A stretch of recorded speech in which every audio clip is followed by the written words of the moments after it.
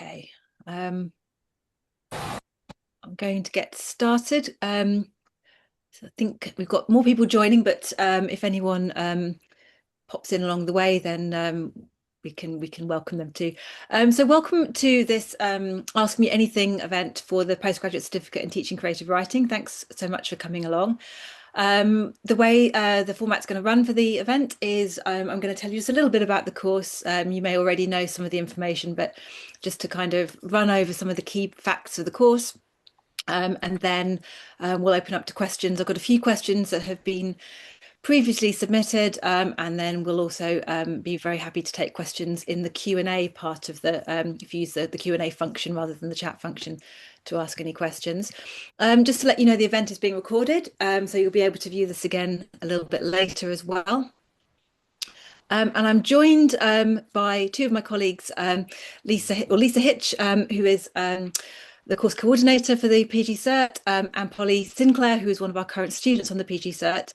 I'm Lucy Durneen. I'm the course director for the programme, and I've been with the programme since it started in 2018.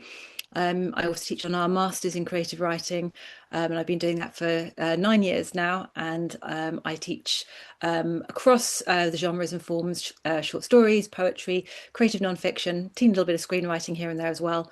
And I've been with the Postgraduate Certificate, as I say, since 2018, since the beginning. Lisa Hitch, if I'd like to pass over to you to introduce yourself. Of course. Hello, everyone. So as Lucy said, my name is Lisa Hitch. I work on the creative writing team. So we look after Lucy's postgraduate certificate, we look after the undergraduate courses, and we also look after the MST course that Lucy mentioned. But I'm here to support Lucy today with any questions that you might have that are kind of related to the admin side of the course. So yeah. Thanks so much. And Polly, welcome to you as well. Thank you for being here. Thanks, Lucy. Yeah, so as Lucy said, I'm a current student on the course. So I'm a writer, I guess. Worked in education a lot, and then trying to move into a completely different field, moving from vocational education into creative writing. So that's how I've ended up on the course. Thank you so much. And you can ask any one of us any questions in not too long. I'm going to just say go through some slides and then a few pre-prepared questions, and then do feel very free to ask anything in that Q&A function. So I will get started just to give you a bit of a sense of what the course is all about, just in case you don't already know. A few of our course goals. This is a course that I started with my colleague, Dr. Midge Gillis, back in 2018. When we thought about how this course would look, we wanted it to be the course that we never had when we were learning to teach. We were very much just sort of thrown in the deep end, figuring things out as we went along. And we wanted to create a course that would take away some of that sort of kind of fear of just being in the classroom and learning as you go. We envisaged it, I think, as being for writers who teach and teachers who write. But actually, as the years have gone on, we've seen people from all different areas and contexts and backgrounds in all parts of the world have joined the course. So if you're interested in teaching creative writing in any possible way you can imagine, this course might be for you. So we aim on the course to offer a mix of practical and theoretical approaches to teaching in different genres and different age groups, different contexts. We also aim to explore teaching in very different settings. Any setting that you can imagine, we try to sort of aim things to be able to be appropriate for that. And we also want to explore issues, contemporary issues and things that are really relevant to creative writing year on year, because it changes all the time, particularly aspects such as inclusion and accessibility. It's very interesting to me, actually, being on the course, how different the conversations are from 2018, with the rise of AI and other kinds of pressing issues like that. We're asking very different questions, and I love that about the course, that it's responding to all of those things. So just a little glimpse into some of the things you could experience on this course. Lots of different activities, lots of different kinds of modes of learning, seminars, workshops, practical things, guest speakers. We've got lots of different ways of coming to the information and to sharing and learning from each other as well. I think that's a really key part of the course, is how much it's a sort of co-created program that you learn as much from your peers as you do from the speakers and those with a sort of particular expertise in a certain area. So the course, as I say, is aimed at writers who teach, teachers who write. You might be someone who's just come off a master's program. That may be in creative writing, but it might be in a completely different subject. We've had students who are doing PhDs in geography, who teach agricultural economics, in finance also. So the masters might be something, it might be that you're looking to bring creative writing to a field that doesn't typically see creative writing being part of it. But you might also be someone who's writing and looking to run workshops or run mentoring courses. We're also aimed at people who are already in teaching, whether that's primary, secondary, higher education, further education, continuing education, however it might look. It's for teachers of all age groups and all different contexts. And we're also aimed at people who are working in the public sector or charities in different kinds of support groups. Increasingly, we're seeing students interested in writing for well-being. So it might be that you come from a therapeutic background or perhaps in the national health, something like that. So really, as I say, there is no kind of space or place that we are surprised at anymore when students kind of want to teach creative writing there. One of the things I really love about this course is that we do tailor a lot of the specifics of it to our individual cohorts, and we get a sense of what the cohort's all about and what their interests and experiences are. We can start to shape things particularly to suit them. But we do have a certain aspect of like core foundational elements of both teaching in general and specifically arts pedagogy or writing pedagogy. So this is just like an indicative course content, some of the things that might be covered, but it might be a little bit different in the coming year.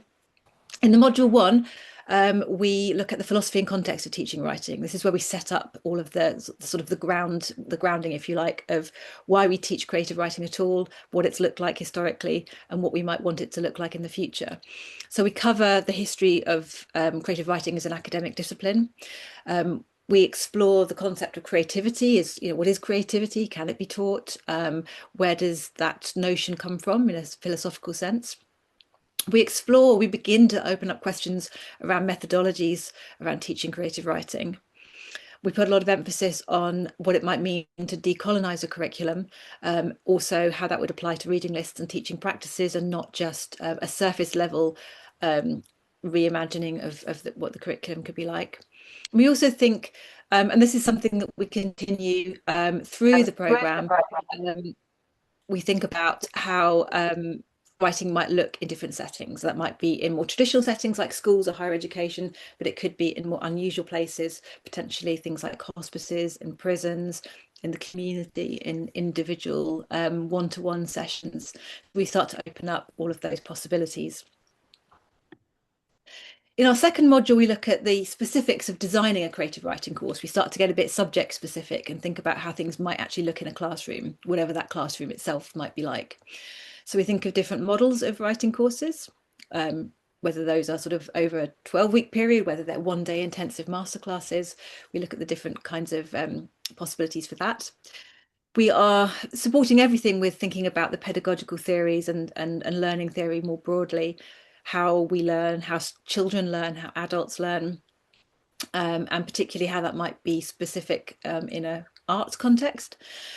We also look at aspects of quality assurance, particularly relevant if you're working in a more formal institutional setting, but also something you might want to think about if you're setting up as a freelance workshop organizer.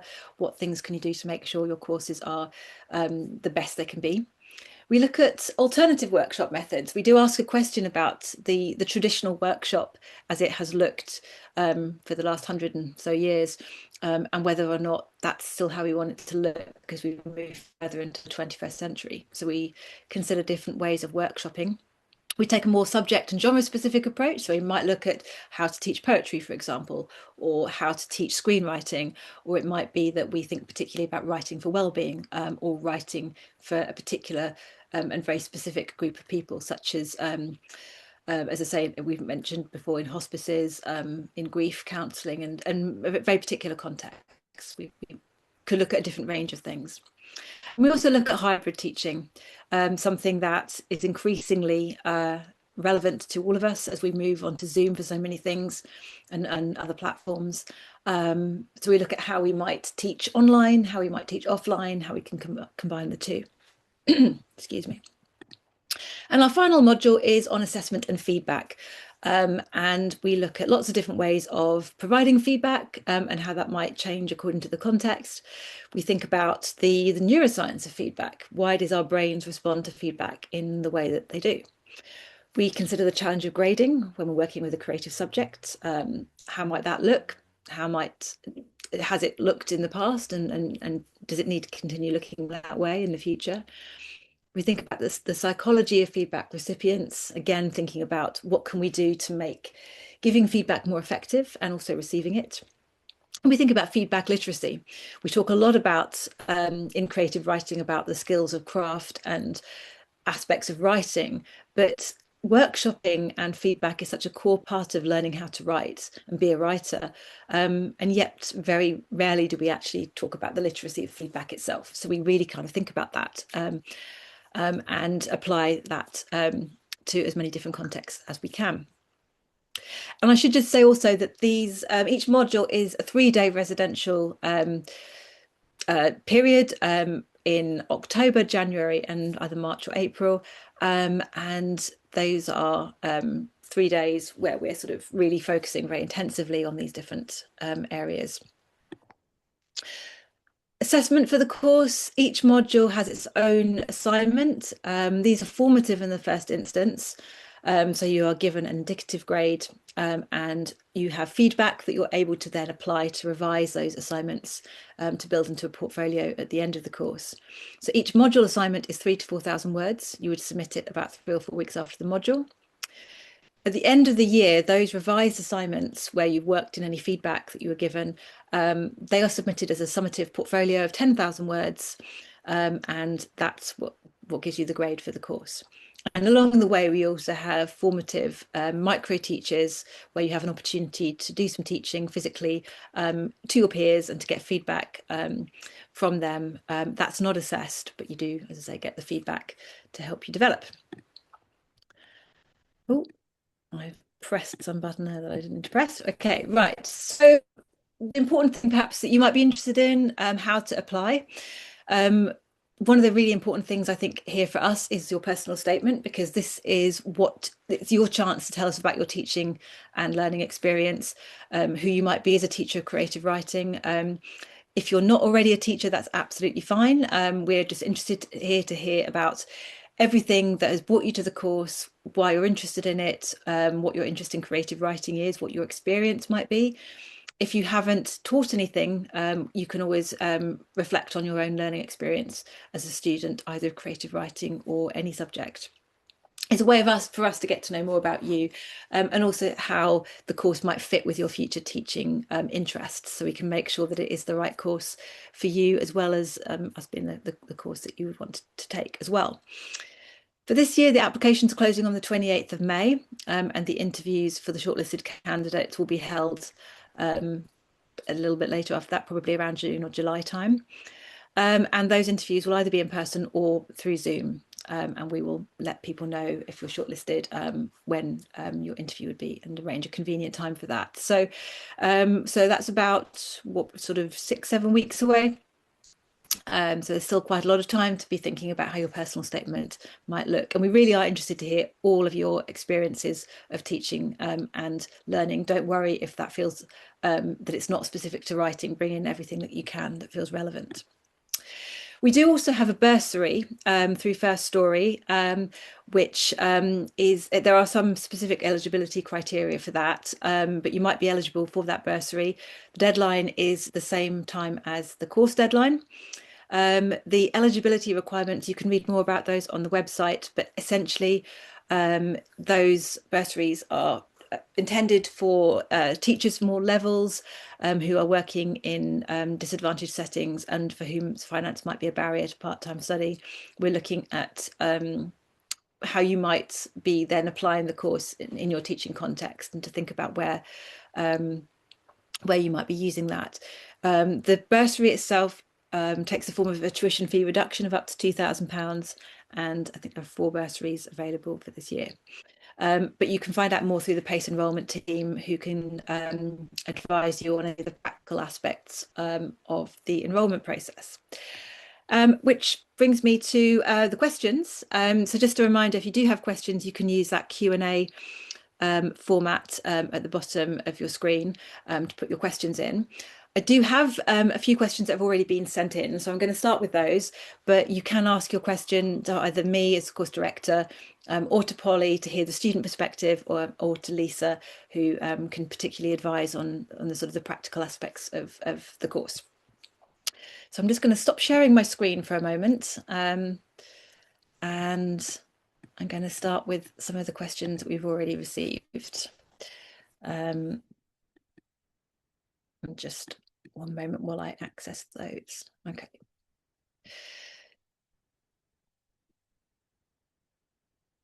Okay, so one of the first questions we have here, would the course be suitable for an unpublished writer who volunteers for a community group of disabled adults who loves the work and would like to develop more teaching skills? I would say a resounding yes. I think the course would be very suitable in that circumstance. We really stress that your teaching and writing experience can be at all different levels when you apply for this course. So you might be writing but not be published yet. That's absolutely fine. You might have been writing a very long time but have no teaching experience. That's also fine. Each year we have a completely sort of varied mix of levels of experience, and that's really lovely because, as I mentioned before, we do get that feeling of learning from everyone else's experience as well. So it's quite a reciprocal thing.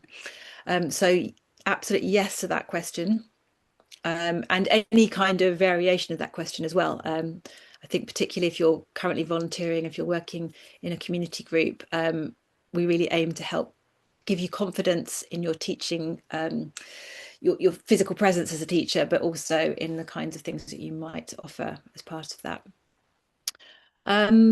There's another question here on possibilities for using the degree if admitted to the course.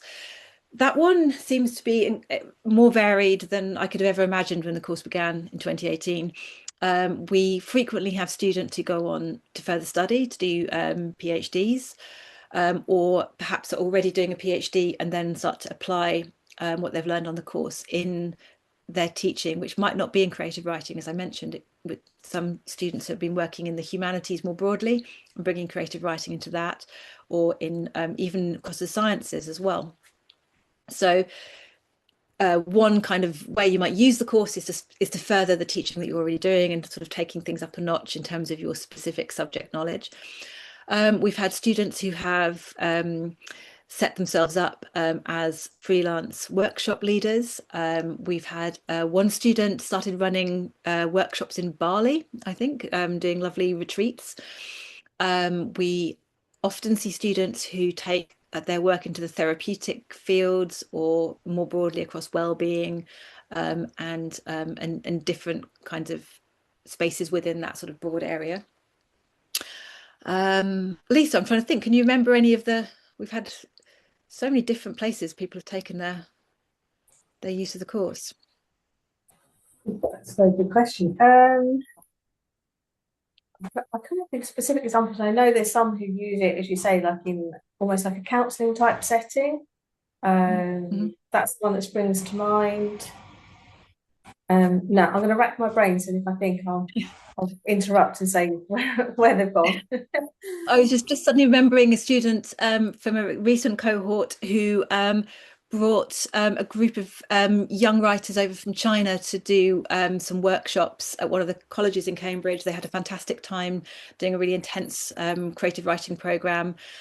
So many different possibilities, and we always aim to, if we can give advice or help just another one's come to me, a student who was working in another one of the colleges with the galleries and the paintings and doing workshops around the paintings in the galleries at some of the Cambridge colleges. So we can help support you look for things that might feel like interesting to you, or you might already have something in mind, and we can help you find ways to expand that. Another question. It's one about bursaries here. Are there bursaries for older people who are not on benefits? The only bursary applying to this course is the first story bursary that I mentioned. There's no specific age sort of restriction on that, but the eligibility criteria that I mentioned before, you can see a little bit more detail on the website. That's the bursary that we have to support this course. So it might be that that would still be an eligible situation. And there's some more questions that have come in. Is this course for interest only participants or for people aiming for career jobs afterwards? Definitely interest only.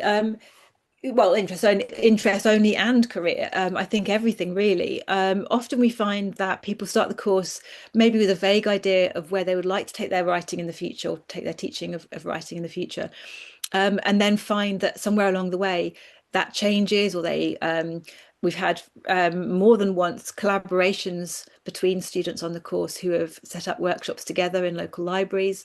They've supported each other and helped design courses more collaboratively. So it might be that you start off thinking this is interesting, and I don't know where I might take it, but then along the way you find that actually something really kind of lands and you think this is what I'd love to do. So I'd say, if you're open to the possibilities, it is a course that does focus on education. We do look at learning theory. We do look at some of the broader philosophical aspects of what it means to teach a subject like creative writing. So it's quite rigorous in that regard. So I would say be prepared for that aspect of it, but definitely you don't necessarily need to know where you might take the course ahead of time. Let's have a look. Other questions. So how many years has the course been running, or is this the first year? No, it's been running since 2018. So this will be cohort 8. As I say, year on year, we have a sort of bespoke approach to the precise timetable and course classes that we would be offering. We have like the core elements of thinking about learning theory, thinking about creativity theory, thinking about workshopping and aspects of feedback and things like that. But we do slightly change the specifics year on year, so we get a good feel for who our students are and what would benefit them the most. So it feels like a very established course now, 8 years in. Having a look through some of these other questions here. The maximum number of participants on the course. So I think the maximum is about 18. Would that be right, Lisa? Yeah, 18 would be the maximum that we would expect to accept. In more recent years, it's been sort of lower than that. But yeah, a maximum cohort size would be 18 on this course. Yeah. We found a strange sweet spot around 13 or 14. It's funny, somehow each year has sort of ended up around that sort of number. But it's really nice because we get to know all the students and what you're interested in. I have a few more questions that have been submitted, but I'm going to have a look in the Q&A to see what's happening in the room as well. So now this is a question, I think, Lisa, you might have the answer to this because I haven't got my diary immediately next to me, actually. When will we find out when the third module residency will be? Needing to fit the residencies around commitment. So we do know when the dates are, don't we, for the residencies? Yeah, so the dates are on the website, but the third module in particular is the 16th to the 18th of April 2027. The dates that are advertised there for the January one at the moment may be changing slightly, but the change will be potentially, I think we discussed, Lucy, a Saturday to a Monday. But once that's confirmed, we will let all people that have like either started an application, we will let you know if you're in the pipeline, so you've maybe registered for an account, actually haven't completed your application. Again, we'll reach out and let you know, and also the website will be updated. So hopefully we will have that all changed within or the next maybe week or so, something like that. But it will still be January. January is the only one that will be affected. But the other dates are available via the website. Yeah. And that would be the same weekend effectively, wouldn't it, in Same January? It would weekend, just be effectively. We're just having to shift it for a day because of Lucy's teaching commitments with the MST. So rather than being a Friday to a Sunday, we're looking at changing it to a Saturday to a Monday. So we're just kind of waiting for all the jigsaw pieces to fall into place to make that change. And that will be the only slight change on that date, but it will still be the equivalent weekend in January. yes, otherwise I'll have to be in two places at once, and I haven't yet perfected that one. So, and also the first module is the 2nd to the 4th of October, but they are all on the website. So if you haven't made a note of that, that's fine. You can have a look there. Just having a look at some of the other questions in the room. I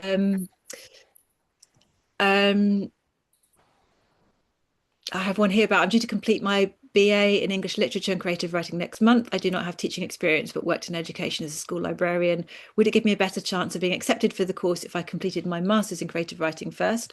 Not necessarily at all.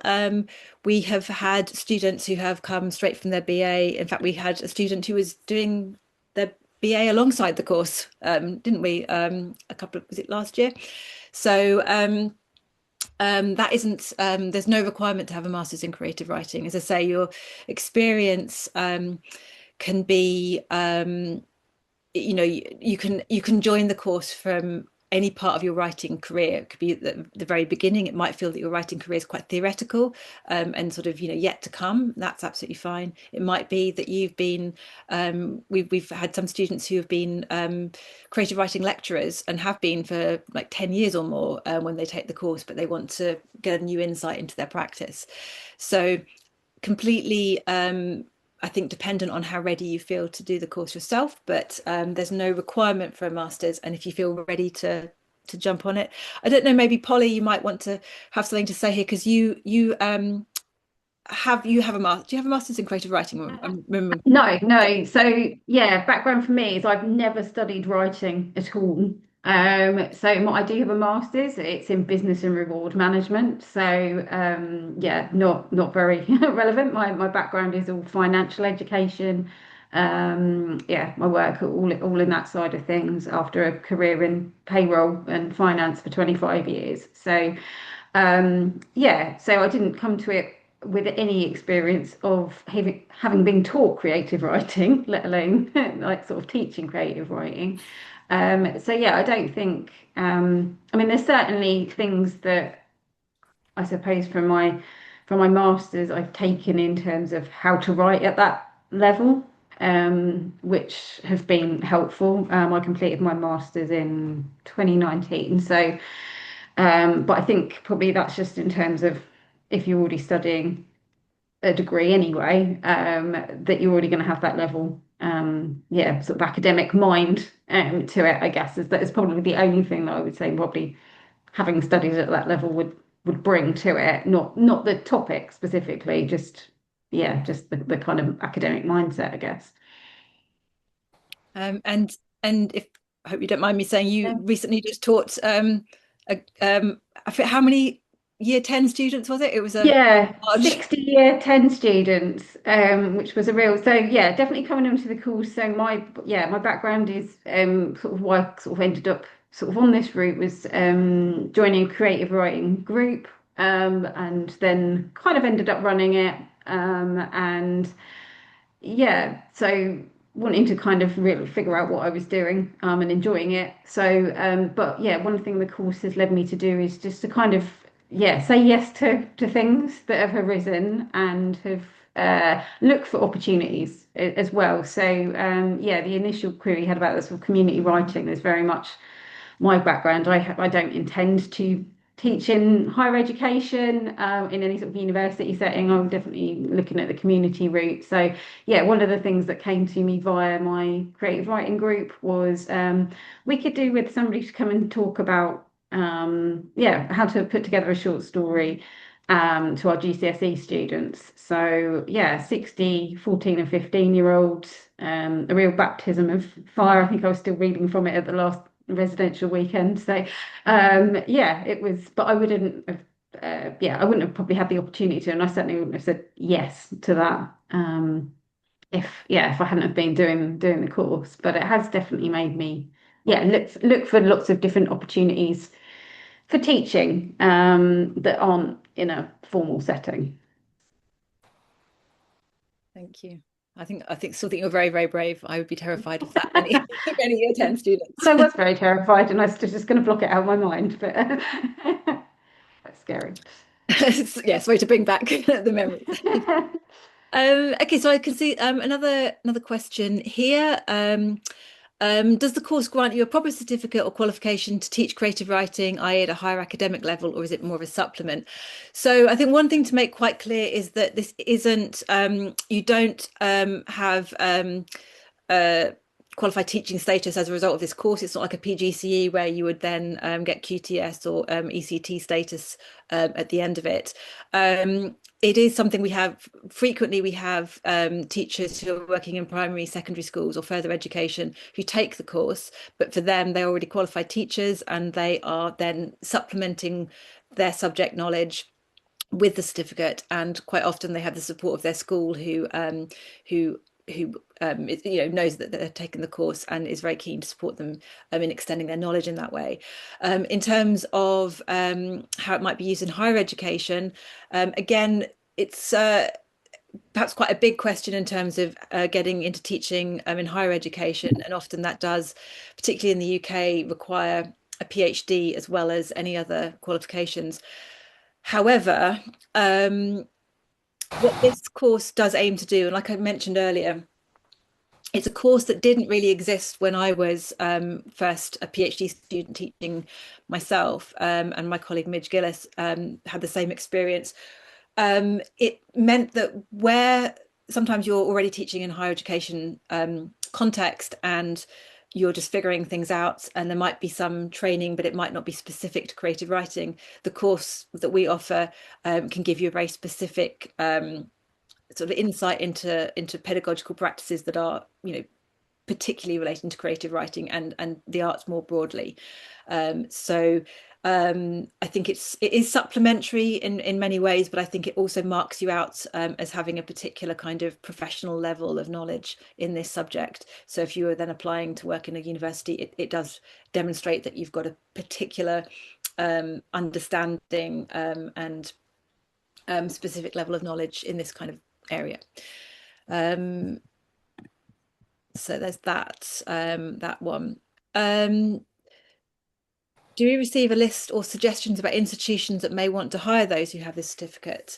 That's actually not something that we've offered in the past. Lisa, I don't know if you'd have anything to add to that. No, I don't think it's anything that we've sort of come across before. I don't think we've ever been approached from any institutions that have said, can you tell us who might have taken this course and have this certificate? So, yeah, no, I'm afraid I don't have anything to add on that as to what job opportunities it would open up by having these qualifications. What I do know is that increasingly we're being told by people who apply to the course that they were recommended the course by somebody in the university they were, say, perhaps doing a master's or an undergraduate degree at. So we're increasingly finding that other universities know that we're out there with the course and suggesting you might be interested in this. So I think in some ways maybe that works in the other direction, that if you then apply to universities, I think it's a course that's becoming increasingly recognised and people seem to be very, very happy with what happens on it. A couple of other questions in the room here. Would students have full access to Cambridge Library while doing the course? Is there a scheme for borrowing books in a local university library if travel to Cambridge is not possible? Yes, you do get access to the library, and your Raven login that you would get with the course enables you to access other databases like JSTOR, Project Muse. You can get access to creative and critical articles through those sources and others as well. So even if you can't get to the library, you can certainly access a lot online. And I think the university library itself has a lot of online sources now, doesn't it, Lisa? Yeah, it does. And as Lucy said, you'll get a University of Cambridge password, and that will allow you access to sort of online resources using that password. With regards to other libraries, it will really be dependent on that university's library whether they will accept. But there's a scheme called Sconal, which is SCONUL. You can look on Sconal to see where you want to apply for access to actually accepts sort of students from other universities. So I can put the link in to the chat for that, which might be helpful. So yeah, that really just depends for not just us. It's kind of let's say whether the institution, your local university, actually wants to allow you to do that. So I'll pop that in the chat for everyone. Fabulous, thank you. The last question I've got in the Q&A here, I'm a qualified teaching assistant with experience. Am I eligible? Yes, absolutely. I presume you mean eligible for the course rather than the bursary. But absolutely, yes, eligible to, yep. And we have had teaching assistants and also people who are working on a one-to-one basis with particular students with particular additional needs as well. So yes, I think it could be a course that could be very, very useful in that way. And for the bursary, I think for that would a teaching assistant that would also be eligible for the bursary. Lisa, am I correct in that? Yeah, I think it probably would. But do double check on the website just to make sure, because the eligibility criteria is there. Yeah. So I don't know if anyone's got any more questions, perhaps specifically for Polly, as a, to give you the student view on how things work on the course. I do have a few more questions that were pre-submitted that I can go to as well, but I definitely want to give people the chance to ask while they're in the room. Are you able to give us more information about the kind of things you would like us to cover in our personal statement? Yes, I can certainly do that. Yes. As I said, it's really what we love is to get a sense of who you are as a writer and a potential teacher. And we wouldn't want you to feel discouraged if you feel that your experience of either writing or teaching isn't very extensive at this point. I think we're very keen just to hear who you are, why you're interested in the course, how you think you might use it. If you've got an idea in mind, you're not quite sure, it doesn't have to be that that's set in stone, but to get a sense of where you think you might want to take what you learn on the course. But if you feel like you don't have very much teaching experience, you can also turn to your own experience as a learner. And thinking about, often in the past, people have written in personal statements about a teacher that inspired them, or the thing that made them think, actually, I'd really like to explore teaching, or what that sort of trigger moment was when you think, yeah, I'd like to, I found this course and it feels right. Tell us why it feels right when you've seen that course description and you're a little bit intrigued and you want to know more and you decide you want to take the step and apply. What is it that's made you do that? That's what I'm really looking to know, to get a sense of what's brought you here and how we can help you become that teacher. If you've got writing experience, tell us about that. If you've got writing awards or shortlistings or prize winnings, tell us all about those. Don't be afraid to celebrate yourself. Tell us everything about what you're doing, and also those ideas that, even if they feel very ambitious at the moment, let us know what you're thinking about your future writing and teaching self. Those are the kinds of things that I think make a personal statement really sort of stand out, so we can get a sense of the passion for teaching, I think, because it is a sort of it's a kind of profession in which I think often we're drawn to it. It's a vocational kind of pull to teaching and to sharing our knowledge that way. So that's really what we're hoping to hear about. I don't know, Polly, if there's anything you might want to share about things that you included in your personal statement in a sort of very broad sense, or Yeah, I was just thinking about, so I actually wrote a poem and included it in my personal statement. It seemed like a kind of, fit with the creative way and quite a good way that I suppose a way that I felt comfortable sort of expressing myself.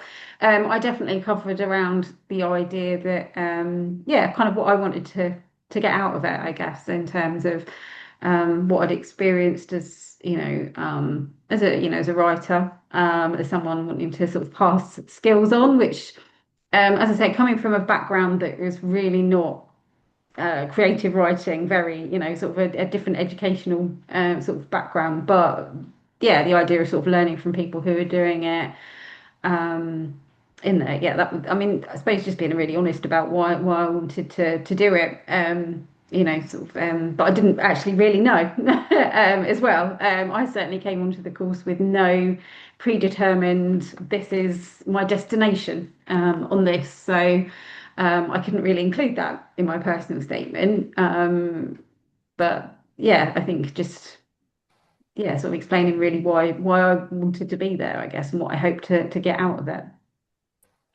yeah, no, absolutely. I think be yourself is what I would say. Don't try and second guess what you think we want to know. Just be yourself, and let your personality come through, as well as all of the kind of the actual tangible things of what you've done or what you would like to do. Um, okay, another question. Is there a word count for the personal statement, or can we go with the flow? Interesting one. I can't remember actually. Is there a word count, Lisa? Just trying to remember exactly the same. I think there is. Yeah, I think there is, but I can't Yeah, remember I'm not how sure many how. words it is. Yeah, I will try and find that yeah. answer while we're still here.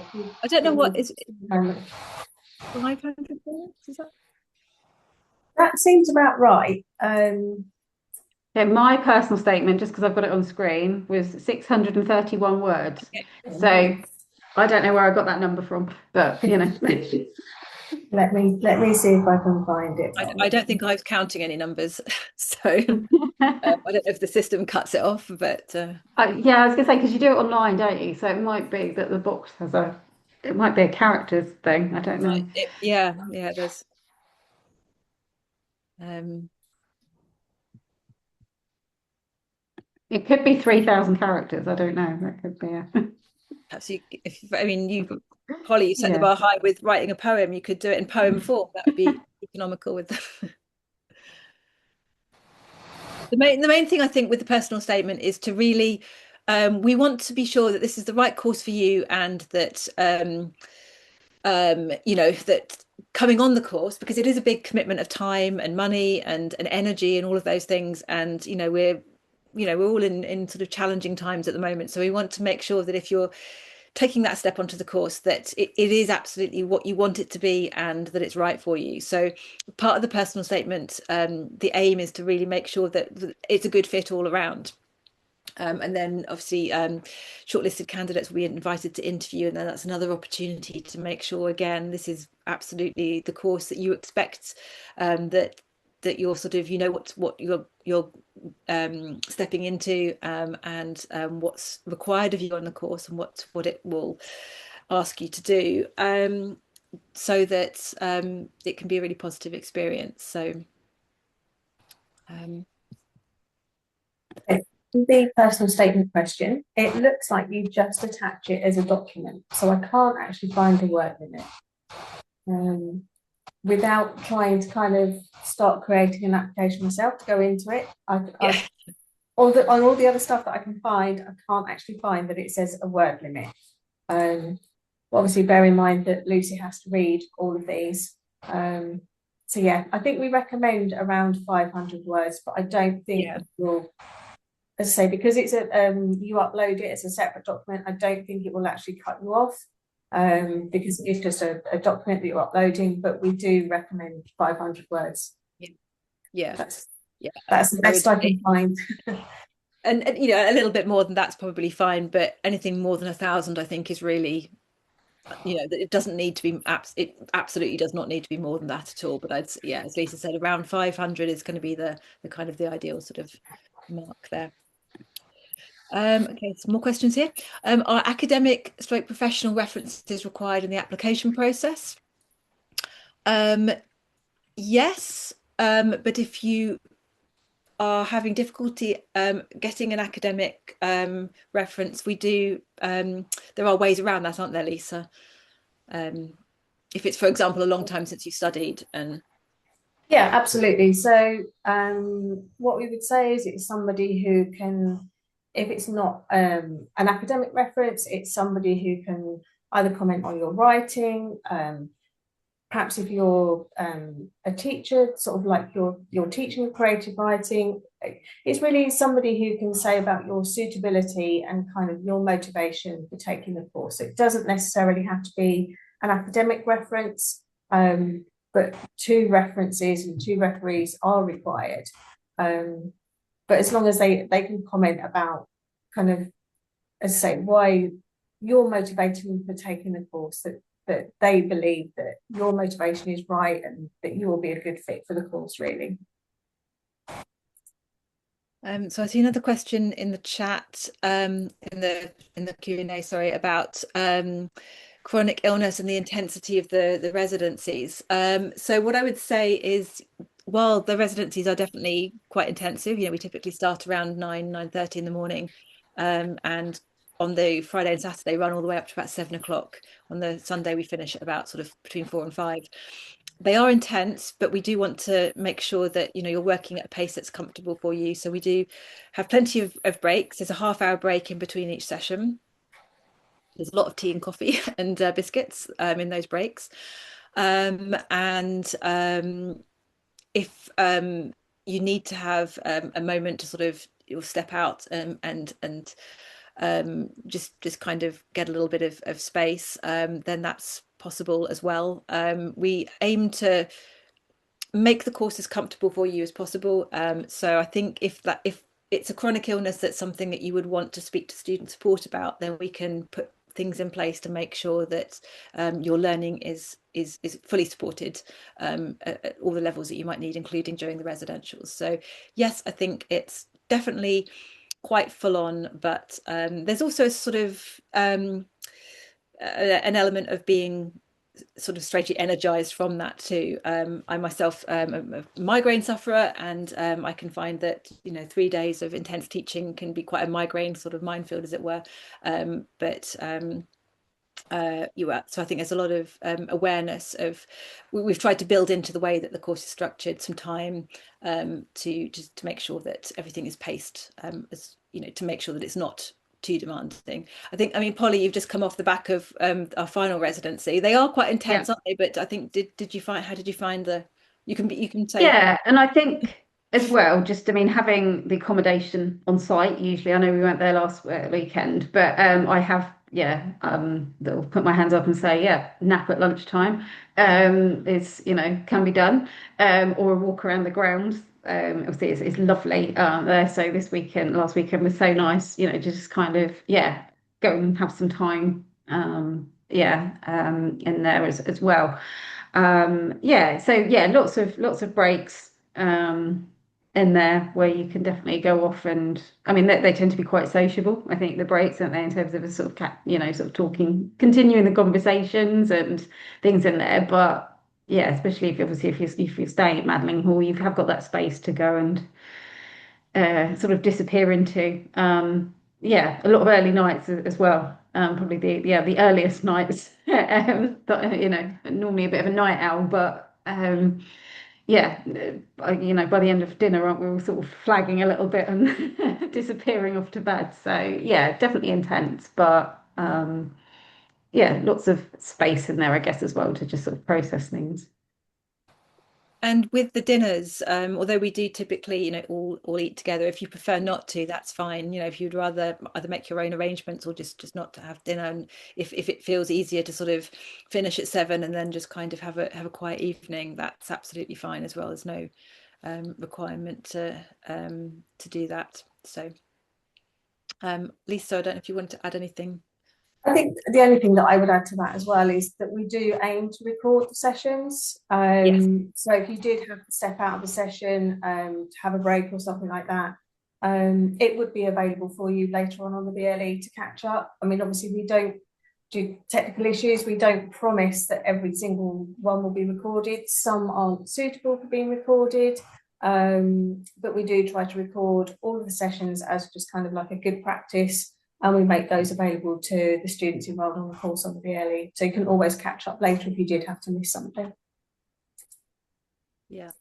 And occasionally we have had students, if for reasons of chronic illness or similar things, they've zoomed in from their rooms, they've gone taken an hour back in their room and then zoomed into the main classroom. So although it's not sort of necessarily the best situation for you, it's certainly possible to do that. So if you feel it's easier to do that. Do we have any other questions in chat? So nothing else in the Q&A. I think we're kind of coming close to time, which actually went incredibly fast. I wasn't expecting it to go quite so fast. So any last questions, do put them in there super quickly.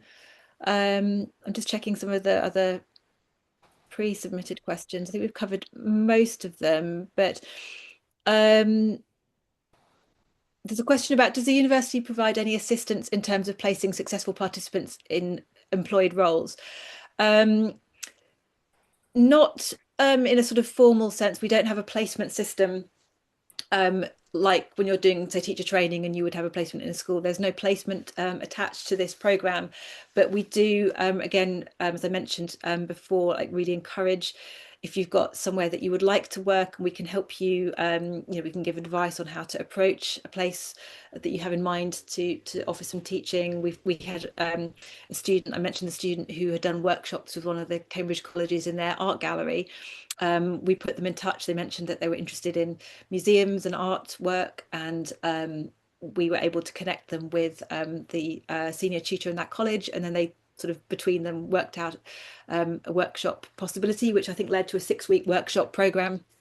So we can certainly do things sort of on a one-to-one basis, figuring out what we can do to put you in touch with the right people or give you some advice or provide references if you need it. So no specific placements, but definitely support in taking those next steps if you need that. A couple of other questions. Are meals provided during residency? How do we find housing? Oh, so Lisa's answering that one. Yeah, I'll say it out to everybody. Yeah. So we do reserve a number of bedrooms here at Madingley, so students can stay here during the residential modules. Lunch is provided, tea and coffee is provided. So yeah, that's all kind of within the course fees. But obviously, if you have any questions that kind of relate to that around applying, then feel free to reach out to us as well. I will put in our email address, which might be helpful. So you can do this in addition to our enrolments team, but this is kind of specific to the creative writing scene. So I'll pop that as an answer to that question. But yeah, so we have bedrooms available here. It's a first come, first serve basis. But as I say, generally we do have enough reserved for modules. As Polly did mention, there was a slight miscommunication with the whole last module, and it clashed with another course, so there wasn't anything available here. But that's generally not the case.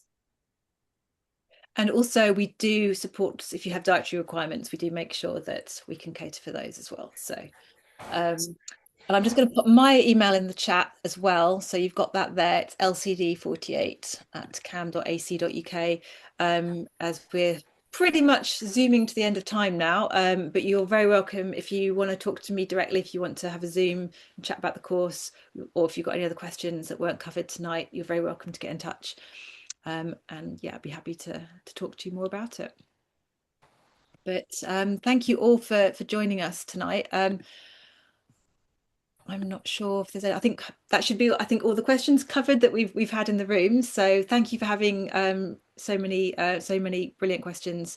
I think that's kind of hopefully given quite a good insight into some of the practical elements of the course, but also the things, the sort of the more content related things too. But like I say, I'm very much here to chat if you want to know anything else. So,